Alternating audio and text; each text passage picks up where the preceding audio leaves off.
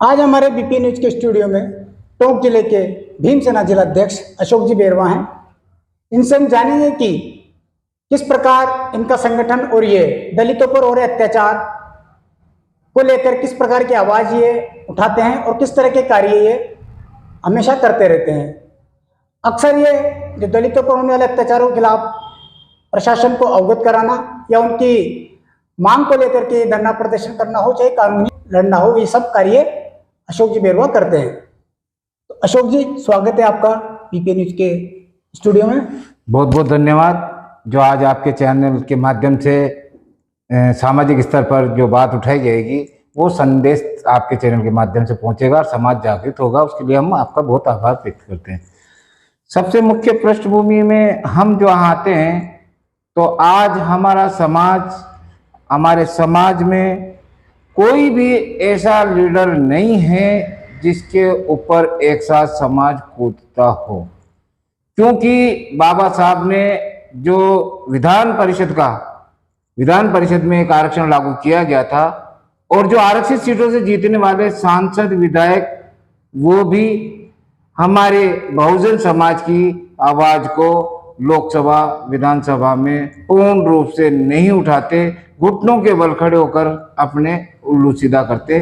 इससे बहुजन अपने आप को ठगा सा महसूस कर रहा है, जिसके लिए आज बहुजन समाज को अपने हक अधिकारों के लिए आए दिन सड़कों पर आना पड़ता है, कभी पुलिस डिपार्टमेंट के पास तो कभी जिला कलेक्टर के पास।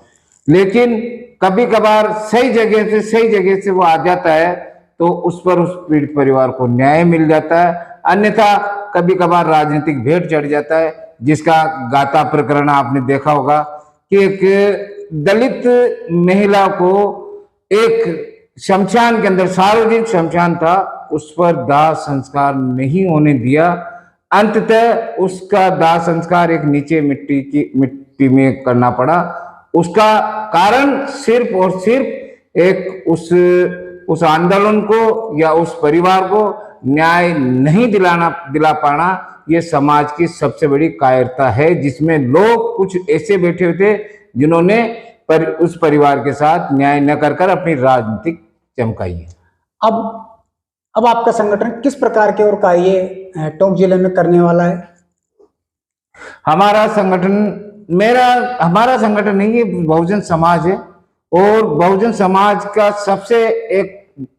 सबसे मुख्य उद्देश्य ये था कि अब तक जो भी टोंक जिले के मेरे जो प्रधान जो हैं उन्होंने मुझे जिम्मेदारी दे रखी है, उस जिम्मेदारी को निर्वाह कर रहा हूं। और जब भी मेरे पास कोई पीड़ित परिवार आ जाता है तो उस पीड़ित परिवार के साथ 99% या 100% में उसके साथ न्याय कर खड़ा उतरता हूं, जिसकी जीती जागती मिसाल आपको एक बात बता दूं कि 30 साल से एक दलित परिवार की 39 बीघा जमीन पर कुछ दमंग जाति के लोगों ने, दोस्त जाति के लोगों ने कब्जा कर रखा था। और जब प्रशासन के बीच में उस परिवादी के साथ बैठा और उसे मीटिंग में चर्चा की और जिला कलेक्टर महोदय ने और पूर्व एसपी साहब मनीष जी त्रिपाठी जी ने जब इस बात को गहनता से सुना तो उन्होंने कहा कि अब अशोक जी, बेरवा जी, आपको इस जिम्मेदारी के साथ इस परिवार को न्याय दिलाना। अगर आप प्रशासन के सामने ईमानदारी से काम कर रहे हो तो सत्य है कि हर पीड़ित परिवार को न्याय मिलेगा। तो उसी आधार पर मेरे को प्रशासन ने, जब भी मैंने बताई कि आज साहब उसके साथ पटवारी की वो जमीन नपवानी है या करना है, तो मेरे को जब हम जमीन नपवाने गए तो वहां पे हमें कम से कम 20 पुलिस कांस्टेबल और पूरी गाड़ी भरकर देवली से हमें उपलब्ध करवा दी गई, जेबीसी दे दी गई और 39 बीघा जमीन उस व्यक्ति की सुपुर्द करवाई। ये संगठन की सबसे बड़ी उपलब्धि है। ये जनवरी माह की बात है और 2 महीने 10 दिन के अंदर उस व्यक्ति को न्याय दिलाया। आप बाबा साहब भीमराव अम्बेडकर जी एक मशाल लेकर चल रहे हैं, उनकी क्रांति को घर घर तक पहुंचाने का आप संकल्प लिए हैं, तो ये प्रेरणा आपको कहाँ से मिली? मैं सबसे पहले मेरे परम पूज्य आदरणीय मेरे पिता तुल्य श्रीमान, जो मैं माफी चाहूँगा नाम लेके बोलना पड़ रहा है, कि जो सीताराम जी सोधा ने मुझे समय समय पर इस बाबा साहब की अलग जगाने के लिए प्रेरित किया था। मुझे वो आज भी याद है जब घंटाघर पर जब हम 94 में पार्षद चुने गए और पार्षद चुनने के बाद मुझे जब बोर्ड गठित हो गया उसके बाद मुझे गले लगाया, कहा कि अशोक तुझे ये काम करने हैं। उसी दौरान एक 14 अप्रैल आई थी और वो 14 अप्रैल 94 की, तो उसमें हमने हमारे पिता तुल्य हमारे जो गुरु मानूं या मेरे पिताजी मानूं, उन्होंने कहा कि जन्मदिन बाबा साहब का यहाँ घंटाघर मनाना है और हम कुर्सी लेके आए और कुर्सी लेकर बाबा साहब की एक तस्वीर रखकर हमने वहाँ जन्मदिन मनाया। उसके बाद उन्होंने ये संकल्प दिलाया कि अशोक जब तक यहाँ प्रतिमा नहीं लगेगी तब तक तेरा मिशन अधूरा है। और रात दिन जब भी हम बैठते थे हर बार हमें यही कहते थे कि इसको कैसे भी करके पूरा हो। और उस प्रतिमा को 97 के अंदर उस प्रतिमा को स्थापित कर सबसे पहले जिले के अंदर ये प्रतिमा स्थापित गई। और उन्होंने जो बताया रास्ते उसके आधार पे मैं चल रहा हूँ। और कभी जाने अनजाने में कोई गलती भी हो जाती है तो कभी कभार उसके लिए मैं क्षमा चाहता हूँ। ऐसा मैंने अभी तक कोई गलत कदम भी नहीं उठाया जिससे बाबा साहब की या मेरे बहुजन समाज की भावनाओं को ठेस लगे। अब क्या रूपरेखा आपके संगठन की रहेगी कि जो दलित अत्याचार है उनके ऊपर किस प्रकार से आप उन्हें न्याय दिलाने के लिए कार्य करेंगे?